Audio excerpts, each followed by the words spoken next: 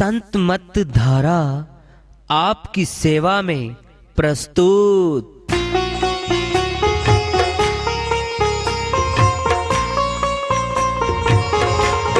जो चाहता है प्रभु प्यारा वो आओ संत मत धारा, भक्ति भेद बता कर सारा वो कर दे भव के पारा। जो चाहता है प्रभु प्यारा वो आओ संत मत धारा, भक्ति भेद बता कर सारा वो कर दे भव के पारा। जो चाहता है प्रभु प्यारा।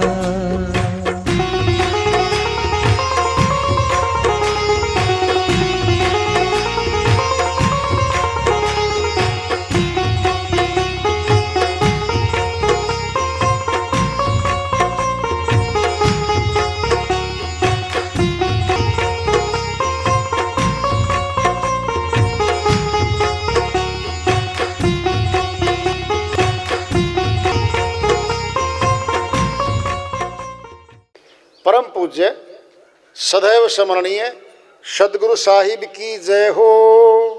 सतनाम साहेब आदरणीय सर्व संतों की जय हो।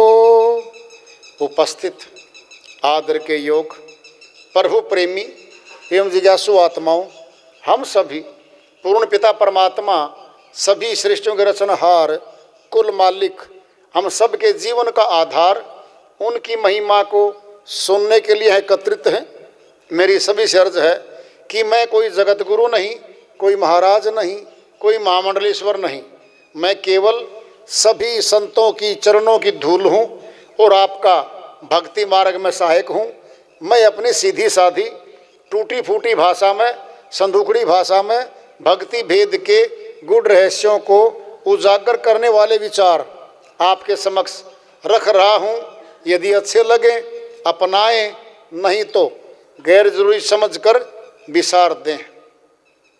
हाँ, सत्संग ही एकमात्र प्रभु प्राप्ति का विद्यालय है, विश्वविद्यालय है ये। और हम सभी सत्संग में आए हुए हैं। हम जिज्ञासु तभी तो आए हैं। हम पिछले सत्संगों से वार्ता करते चले आ रहे हैं कि चेतावनी से प्रभु प्राप्ति की ओर इस अध्याय को, इस वार्ता को आज फिर आगे बढ़ा रहे हैं। नाम जपत दरिद्र भला, टूटी जिसकी छान, वे सुंदर महल किस काम के, जहां भक्ति नहीं भगवान। कबीर साहिब अपनी श्रीवाणी में सत्य नाम की भक्ति करने वाला एक गरीब व्यक्ति जो झोंपड़ी में रहता है वह ऊंचा है, वह महान है। उस महल वाले से जाने भक्ति न भगवान की चर्चा होती, न भक्ति वहाँ होती। दिखने को महल हैं, परमात्मा की चर्चा वहाँ नहीं होती। नाम जपत कोढ़ी भला, चुई चुई पड़े जो चाम, कंचन दे किस काम की, जा मुख नाही नाम।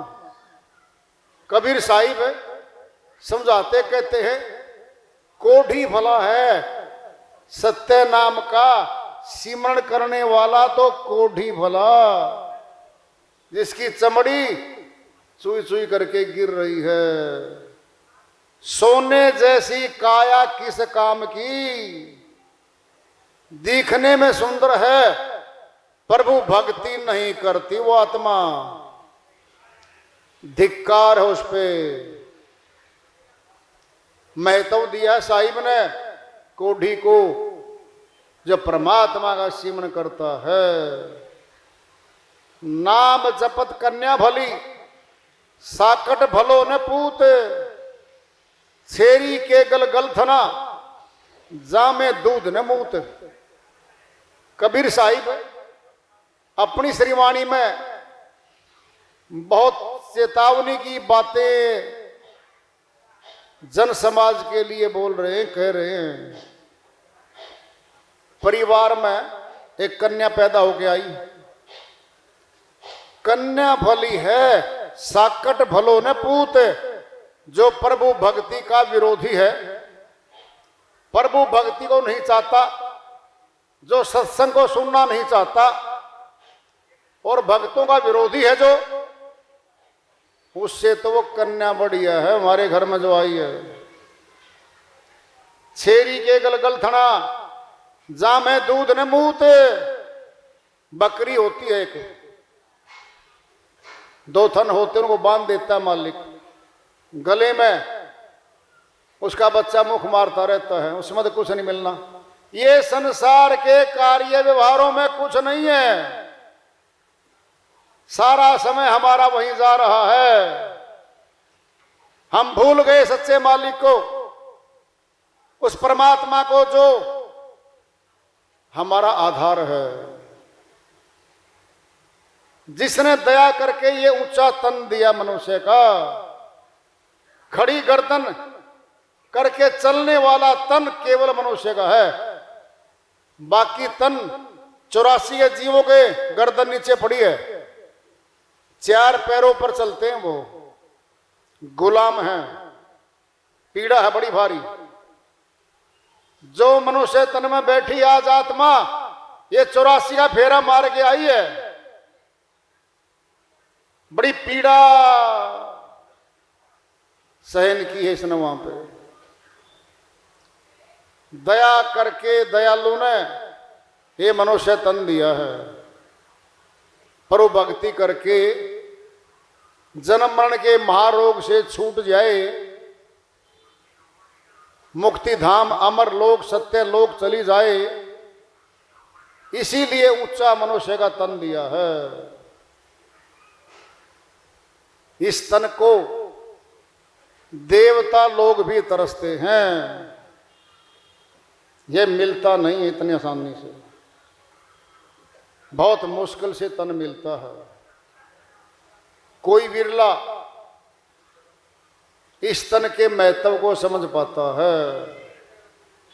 सभी नहीं समझ सकते इस तन के महत्व को।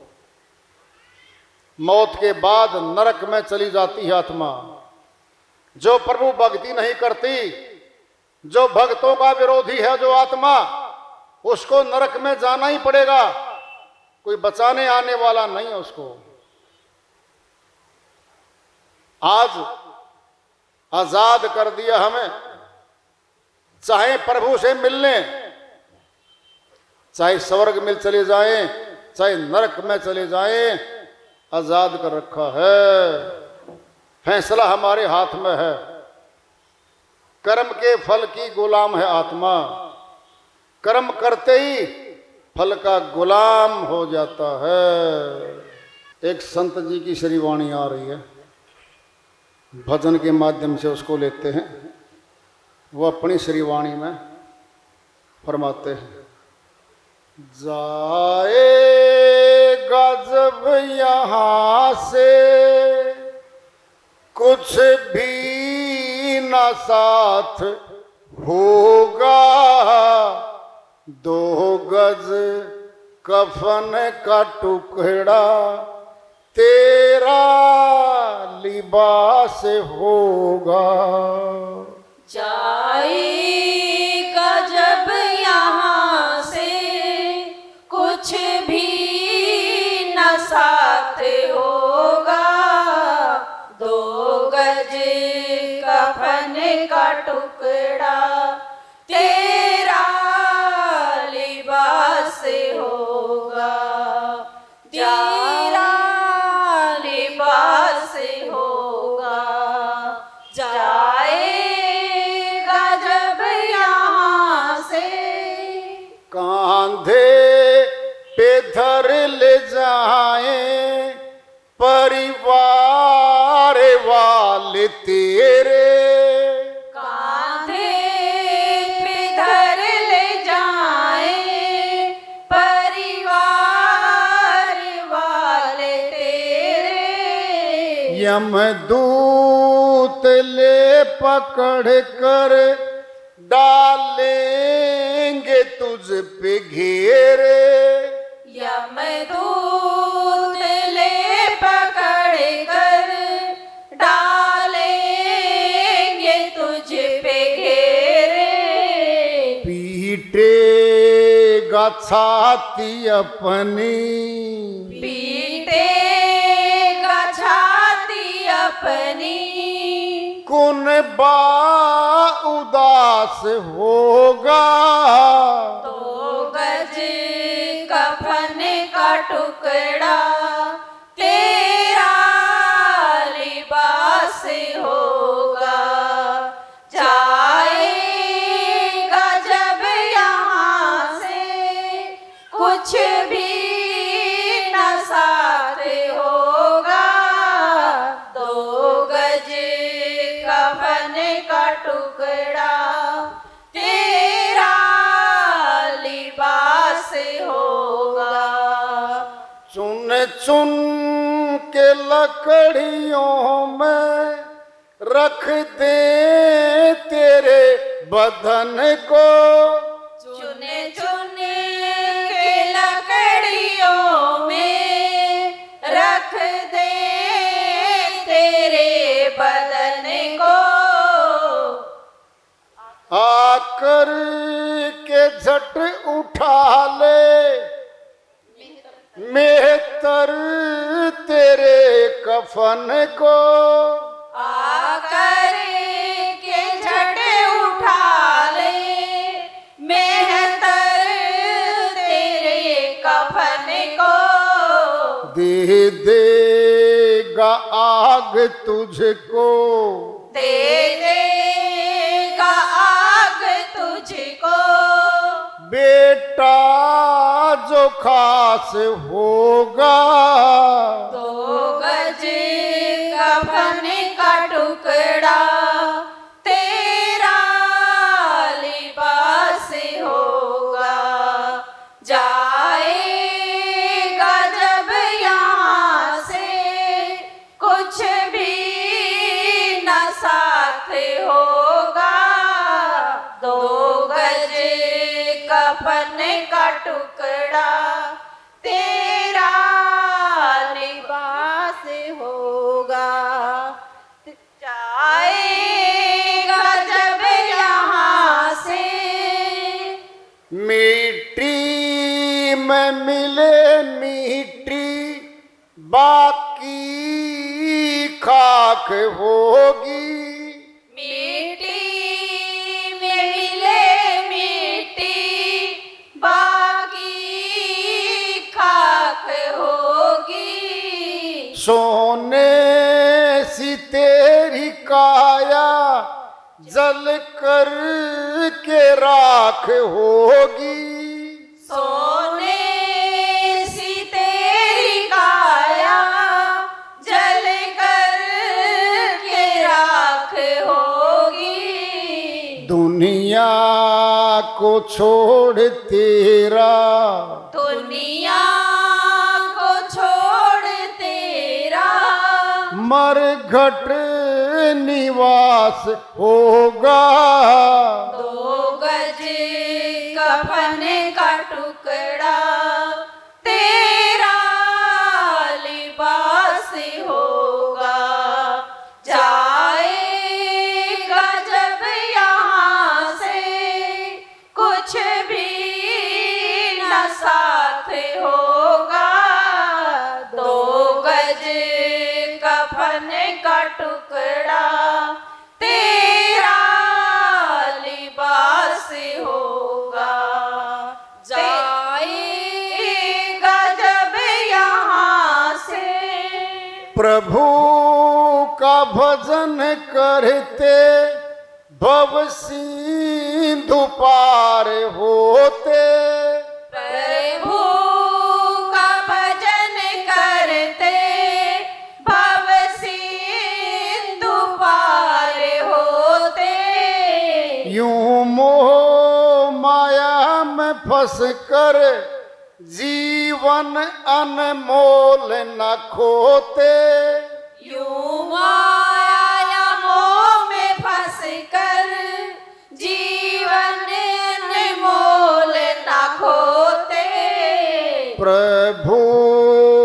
भजन कर ले, प्रभु का भजन कर ले, बेड़ा जो पार होगा, 2 गज कफन का टुकड़ा तेरा लिबास होगा।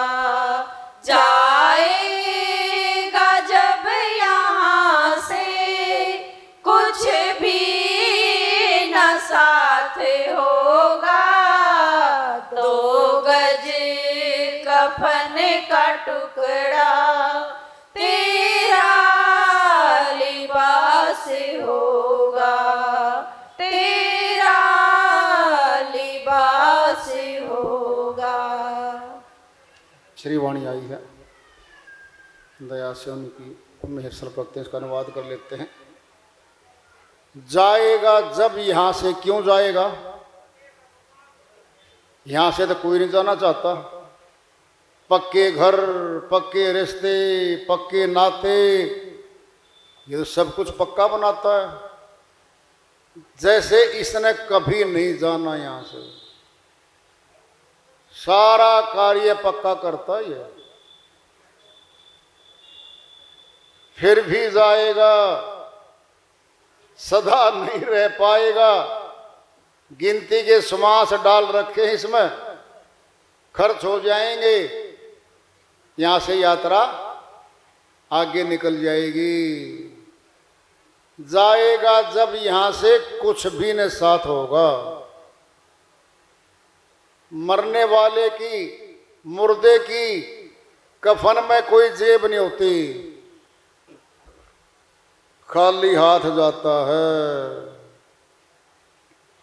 जो कपड़े पहने हुए होता है, शायद पर्स हो, पैसे हो, घर वाले निकाल लेंगे।